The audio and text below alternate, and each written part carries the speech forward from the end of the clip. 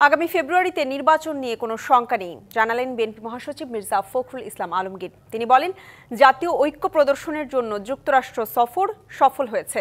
প্রায় 2 সপ্তাহের যুক্তরাষ্ট্র সফর শেষে দেশে ফিরে একথা বলেন তিনি।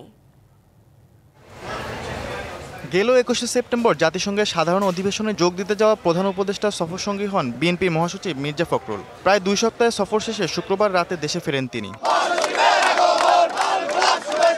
বিমানবন্দরে দলের মহাসচিবকে স্বাগত জানাতে ভিড় করেন বিএনপি ও অঙ্গ সংগঠনের নেতাকর্মীরা।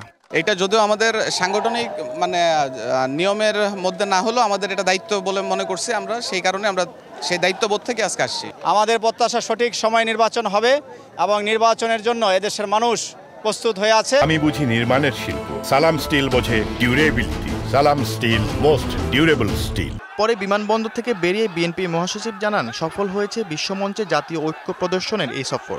মাননীয় প্রধান উপদেষ্টা তিনি জাতীয় ঐক্য প্রদর্শন করবার জন্য কয়েকটি দলকে তিনি আমন্ত্রণ জানিয়েছিলেন।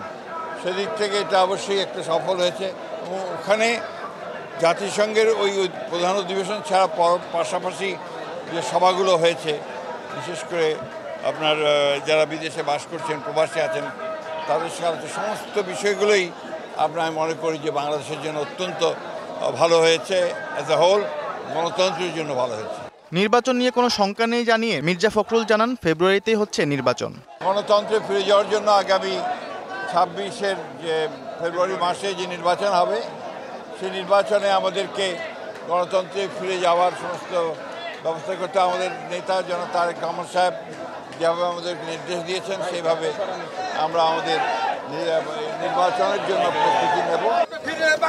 Iftesamul Gani, DBC news, Dhaka.